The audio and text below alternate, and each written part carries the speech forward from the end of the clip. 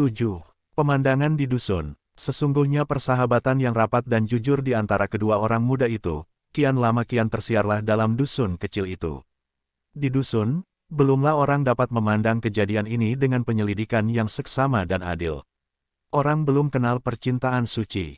Yang terdengar sekarang, yang pindah dari mulut ke mulut, ialah bahwa Hayati, kemenakan dat, telah berintaian, bermain mata, berkirim-kiriman surat dengan anak orang mengkasar itu.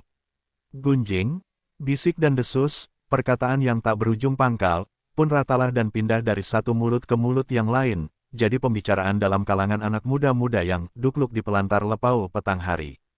Sehingga akhirnya telah menjadi rahasia umum. Orang-orang perempuan berbisik-bisik di pancuran tempat mandi. Kelak bila kelihatan Hayati mandi ke sana, mereka pun berbisik dan mencelaham, sambil melihat kepadanya dengan sudut mata. Anak-anak muda yang masih belum kawin dalam kampung itu sangat naik kelarah. Bagi mereka adalah perbuatan demikian merendahkan derajat mereka seakan-akan kampung tak berpenjaga. Yang terutama sekali dihinakan orang adalah persukuan Hayati, terutama mamaknya sendiri Dat, yang dikatakan buta saja matanya melihat kemenekannya membuat malu, melangkahi kepala ninik mamak. Ibarat bergantang, hal ini telah terlalu penuh. Telinga Dat tidak sanggup lagi mendengarkan. Sehingga pada suatu malam dicarinya Zainuddin, dibawanya berbicara bermuka-muka. Zainuddin, ujarnya, telah banyak nian pembicaraan orang yang kurang enak ku dengar terhadap dirimu dan diri kemenakanku. Kata orang tua-tua telah melakukan perbuatan yang buruk rupa, salah canda, yang pantang benar di dalam negeri yang berawat ini.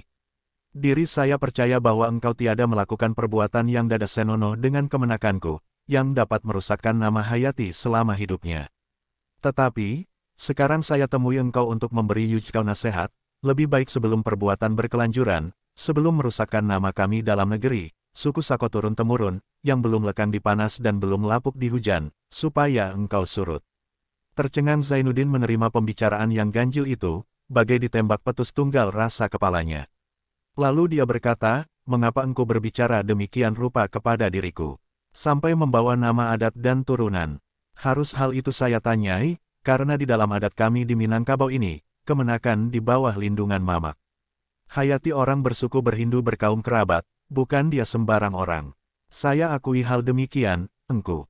Tetapi itulah kemalangan nasib saya, mengapa dahulunya saya berkenalan dengan dia, mengapa maka hati saya terjatuh kepadanya, dan dia sambut kemalangan untungku dengan segenap belas kasihan.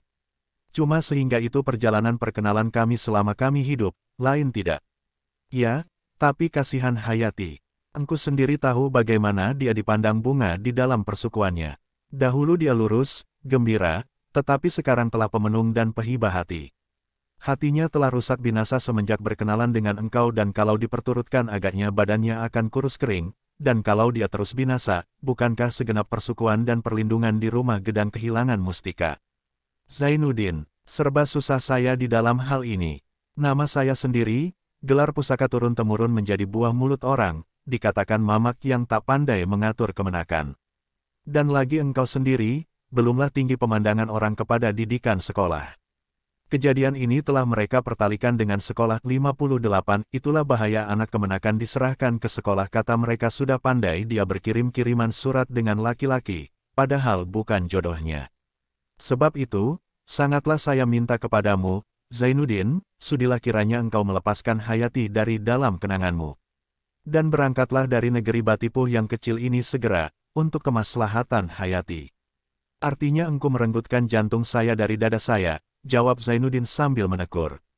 Engkau seorang laki-laki, Zainuddin. Sakitmu ini hari bolehlah engkau obat besok dan lusa. Tetapi seorang perempuan mau binasa kalau menahan hati.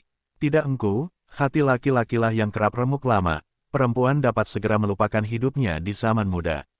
Dengan sangat saya minta engkau berangkat saja dari sini, untuk kemaslahatan Hayati yang engkau cintai. Untuk kemaslahatan Hayati yang engkau cintai, perkataan ini terhunjam ke dalam jantung Zainuddin, laksana panah yang sangat tajam.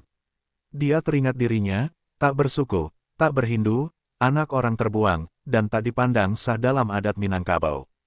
Sedang Hayati seorang anak bangsawan, turunan penghulu-penghulu pucuk bulat urat tunggang yang berpendam perkuburan, bersasap berjerami di dalam negeri Batipuh itu.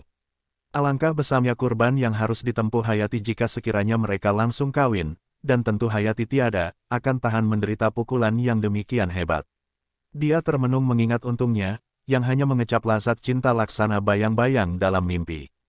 Tetapi cinta suci bersedia menempuh kurban, bersedia hilang, kalau hilang itu untuk kemaslahatan kecintaan, bersedia menempuh maut pun, kalau maut itu perlu. Karena bagi cinta yang murni, tertinggal jauh di belakang pertemuan jasmani dengan jasmani, terlupa pergabungan badan dan badan, hanyalah keikhlasan dan kesucian jiwa yang diharapnya. Angkatlah kepalamu Zainuddin, berilah saya kata putus, ujar Dat pula. Diangkatnya kepalanya, dan kelihatanlah air matanya merapi. Berilah saya keputusan, berangkatlah. Baiklah, engku. Didekatinya Zainuddin, ditepuknya bahu anak muda itu dengan herlahan seraya berkata, moga-moga Allah memberimu perlindungan. Dia pergi, dan Zainuddin ditinggalkannya masih termenung. Hayati duduk di ruang tengah merendai sehelai sarung bantal, entah sarung bantal persiapan kawin, tidaklah kita ketahui. Tiba-tiba Det masuk ke rumah dan berdiri dekat Hayati sambil berkata, "Sudahkah engkau tahu, Hayati? Apa engku?" Zainuddin. Muka Hayati kelihatan pucat dan jahitannya terlepas dari tangannya. Zainuddin telah saya suruh pergi dari Batipuh. Kalau dia hendak menuntut ilmu juga, sebagai niatnya bermula, lebih baik dia pergi ke Padang Panjang atau Bukit Tinggi saja, dia telah mau. Meskipun dengan sepayah-payahnya Hayati menahan hatinya, namun mukanya nyata pucat kelihatan, terlompat juga pertanyaan dari mulutnya. Apa sebab engkau suruh dia pergi? Banyak benar fitnah-fitnah orang terhadap kepada dirinya dan dirimu sendiri. Tapi perhubungan kami suci, tidak bercampur dengan perbuatan yang melanggar sopan santun. Hai Hayati, jangan engkau ukur keadaan kampungmu dengan kitab-kitab yang engkau baca. Percintaan hanyalah khayal dongeng dalam kitab saja. Kalau bertemu dalam pergaulan hidup, celah besar namanya, merusakkan nama, merusakkan ninik mamak, korong kampung, rumah halaman. Zainuddin bukan mencintai saya sebagaimana engkau katakan itu, tetapi dia hendak menuruti jalan yang lurus, dia hendak mengambil saya jadi istrinya. Mana bisa jadi, gadis? Menyebut saja pun tidak pantas, kononlah melangsungkan. Bagaimana tidak akan bisa jadi, bukankah Zainuddin manusia? Bukankah dia keturunan Minangkabau juga? Hai Upik, baru kemarin kau memakan garam dunia, kau belum tahu belit-belitnya. Bukanlah kau sembarang orang, bukan tampan Zainuddin itu jodohmu. Orang yang begitu tak dapat untuk menggantungkan hidupmu, pemenung, pehibah hati, dan kadang-kadang panjang angan-angan. Di zaman sekarang haruslah suami penumpangkah hidup itu seorang yang tentu. Pencaharian tentu asal-usul. Jika perkawinan dengan orang yang demikian langsung, dan engkau beroleh anak, kemanakah anak itu akan berbako? Tidakkah engkau tahu bahwa Gunung Merapi masih tegak dengan teguhnya? Adat masih berdiri dengan kuat, tak boleh lapuk oleh hujan, tak boleh lekang oleh panas. Oh engku, mengapa engku sampai hati membunuh Zainuddin dan membunuh kemenakan engku sendiri? Tidak Hayati, kau harus tenangkan pikiranmu. Hari ini kau bersedih, karena segala sesuatu kau pandang dengan mata percintaan, bukan mata pertimbangan. Akan datang zamannya kau sadar, kau puji perbuatanku dan tidak kau sesali. Moga-moga habis cinta kau kepadanya, karena cinta demikian berarti menghabiskan umur dan perbuatan sia-sia. Mamakmu bukan membunuh, tetapi meluruskan kembali jalan kehidupanmu, pengalamanku telah banyak. Mamak tak pandai membaca yang tertulis, tetapi tahu pahit dan getirnya hidup ini. Hayati menangis, menangisi nasib sendiri dan menangisi Zainuddin, dia meniarap di ujung kaki mamaknya meminta dikasihani.